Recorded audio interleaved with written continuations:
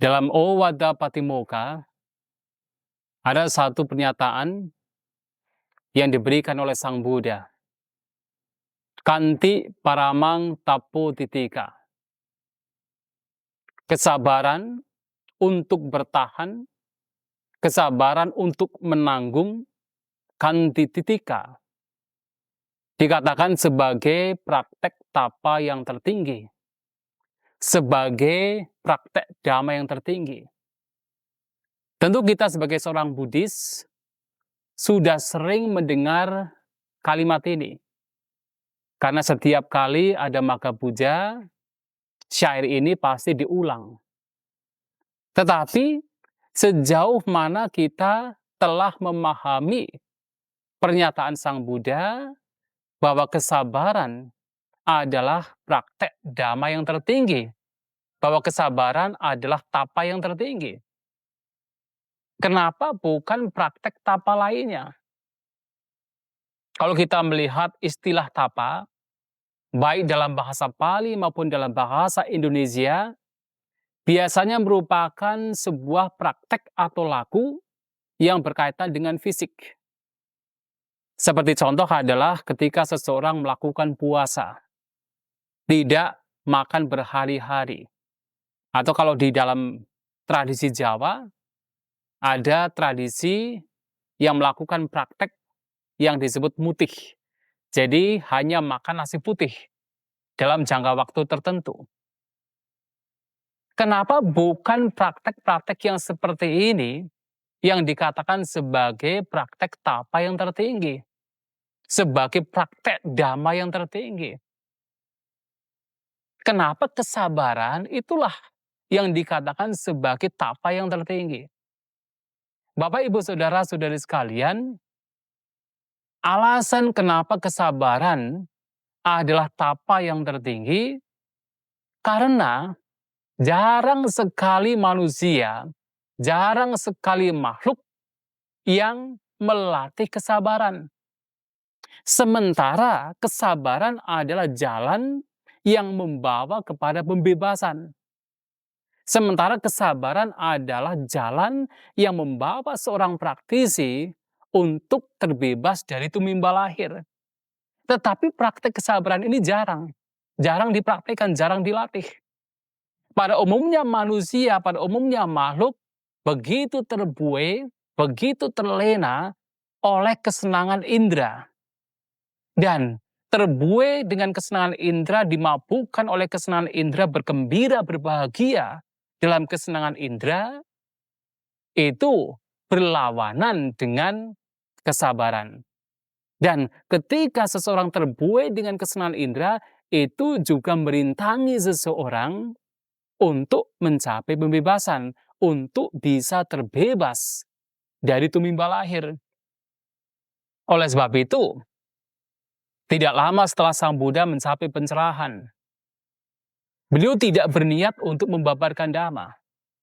Batinnya tidak terarah untuk membabarkan dhamma. Kenapa?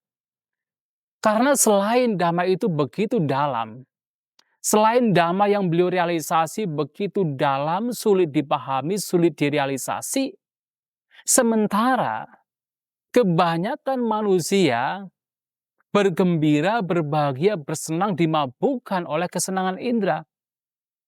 Alaya rama, alaya rata, alaya samudita. Dan ketika makhluk-makhluk ini bergembira, terlena, dimabukkan oleh kesenangan indera, sangat sulit untuk bisa terbebaskan. Dan kalau kita mau menilik ke dalam pikiran kita juga demikian. Bagaimana kebiasaan, habit dari pikiran kita adalah selalu jatuh di dalam kesenangan indera.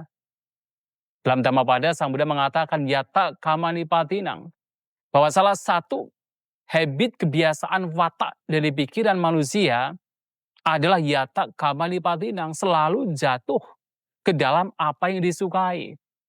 Apa yang disukai? Yang disukai tidak lain adalah kesenangan indera. Dan ketika kita terbuai, terlena hanya mengejar kesenangan indera, di situ tidak ada kesabaran. Nah, di saat yang sama, terbuai dengan kesenangan indera ini akan merintangi seseorang untuk terbebas dari tumimba lahir. Karena untuk terbebas dari tumimba lahir, yang harus dikembangkan adalah nibida. Yang harus dikembangkan adalah semacam kemuakan atau semacam ketidaktertarikan terhadap kesenangan indera. Sementara pikiran kita, habit dari pikiran kita selalu mencari apa yang kita senangi. Di situ tidak ada kesabaran.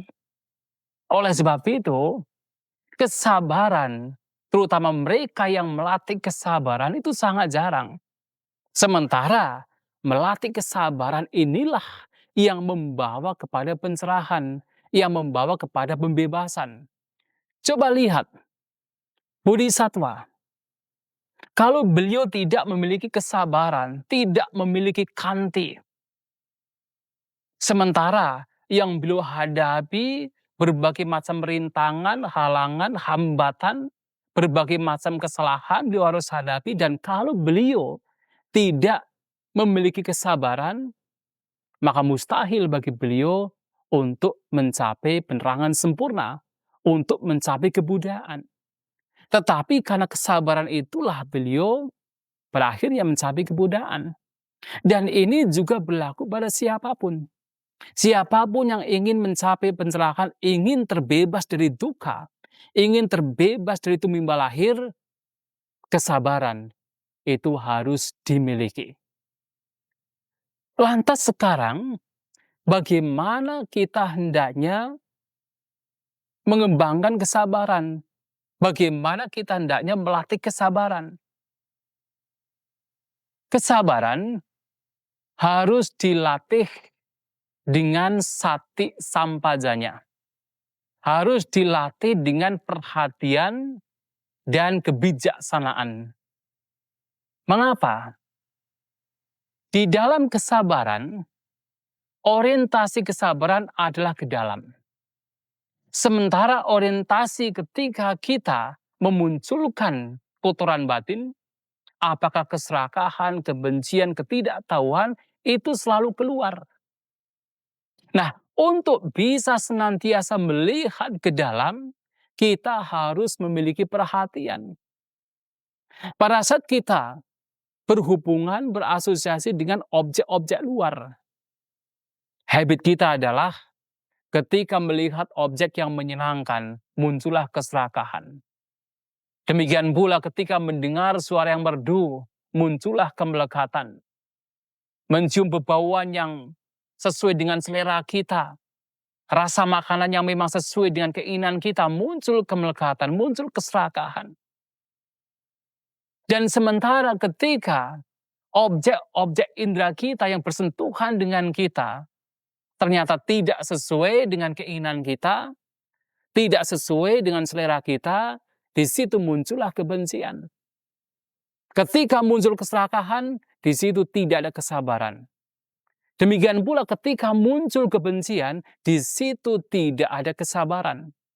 Orang yang bersabar adalah orang yang mampu mengendalikan keserakahannya. Orang yang bersabar adalah orang yang mampu mengendalikan kebenciannya. Dan orang yang bersabar adalah orang yang selalu melihat ke dalam batin. Artinya, ketika kita merespon dengan indera kita objek-objek luar, apakah objek mata, telinga, hidung, lidah, ataupun objek jasmani, kita tidak terseret, tidak terbawa oleh objek-objek tersebut. Tetapi ketika bersentuhan, kita melihat ke dalam. Kita melihat gejolak pikiran kita. Kita melihat perasaan kita, melihat emosi kita. Bagaimana kita menyeimbangkan emosi kita, tidak terseret oleh kebencian, ketika bersentuhan dengan objek-objek yang tidak menyenangkan, dan juga tidak terseret oleh keserakahan, kemelekatan, ketika bersentuhan dengan objek-objek yang menyenangkan. Nah, tidak terseret inilah adalah kualitas bersabar, kualitas kanti. Dan untuk tidak terseret oleh kebencian ataupun keserakahan, untuk mampu melihat ke dalam, mampu melihat gejolak pikiran, gejolak emosi yang muncul, kita harus memiliki sati perhatian. Ketika kita memiliki sati perhatian, maka kita akan tahu apa yang sedang terjadi dalam pikiran kita. Kita akan mampu mendeteksi gejolak emosi kita, gejolak pikiran kita. Kalau kita tidak memiliki sati, tidak memiliki perhatian, pikiran kita terus keluar. Kita terus mengejar apa yang kita senangi.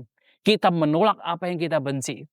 Batin kita diombang-ambingkan oleh suka dan tidak suka atas objek-objek yang ada di luar. Tapi kalau kita memiliki sati, begitu gejolak pikiran muncul, emosi muncul, kita tahu. Gejolak pikiran muncul, emosi muncul. Dan itulah kenapa Sang Buddha dalam salah satu dialog dengan seorang pemuda bernama Ajita, beliau mengatakan, Yani sotalokasming, te sang sati niwaranang. Ada banyak sekali arus di dunia. Yang dimaksud sota, arus di sini adalah arus kesenangan indera. Arus dari indera-indera kita. Sati, perhatian oleh Sang Buddha dikatakan sebagai penghambat. Dikatakan sebagai pengendali. Berbagai macam indera yang terus merespon objek-objek yang ada di luar indera, objek dari indera tersebut, biasanya di situ disertai oleh kotoran batin. Lantas bagaimana agar seseorang mampu melihat, mampu menghambat, mampu merintangi agar arus indera itu tidak bergerak cepat? Sang Buddha mengatakan kita harus memiliki sati, harus memiliki perhatian. Artinya pada saat kita merespon, pada saat kita bersentuhan dengan objek-objek indera, kita akan tahu apa yang sedang terjadi. Apakah pikiran kita dikuasai oleh keserakahan atau dikuasai oleh kebencian? Kita akan tahu karena di situ ada perhatian. Nah, hanya dengan mengetahui bahwa di situ ada kotoran batin yang muncul, ada gejolak pikiran yang muncul karena perhatian, maka kebijaksanaan akan mampu memainkan peran pentingnya. Apa peran penting kebijaksanaan? Yaitu menghentikan, memutus, melenyapkan gejolak pikiran, kotoran batin yang sedang muncul. Maka di sini sati sampajana, sati panya itu harus dikembangkan untuk melatih kesabaran. Ada yang mengatakan begini, kesabaran itu ada batasnya. Dalam hal tertentu, seseorang bisa bersabar. Tetapi ketika dihadapkan dengan kondisi fenomena yang lain, seseorang tidak bisa bersabar. Mengapa kesabaran seperti ada batasnya? Karena seseorang mengembangkan kesabaran bukan dengan kebijaksanaan, bukan dengan sati sambajanya. Sehingga dalam kondisi tertentu, seseorang masih bisa bersabar. Tetapi dalam kondisi yang lain, seseorang tidak bersabar. Tetapi, kalau seseorang memiliki sati sampajanya, maka latihan kesabaran akan bisa terus berkembang. Kesabaran menjadi tidak ada batasnya. Karena begitu ada gejolak pikiran, ada kotoran batin yang muncul, kebijaksanaan akan memotongnya. Sebagai contoh adalah ketika misalnya kita mendengarkan suara-suara yang tidak nyaman, orang menghina kita, orang mengatakan hal yang tidak positif terhadap kita. Kalau kita memiliki sati, memiliki perhatian, maka kita akan tahu. Kita akan tahu ada gejolak pikiran, ada ketidaksukaan yang muncul. Nah, kalau kita tidak memiliki kebijaksanaan, kebencian tersebut akan berkembang.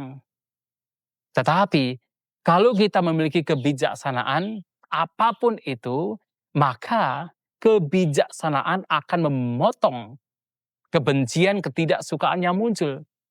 Bagaimana kebijaksanaan bisa memotong?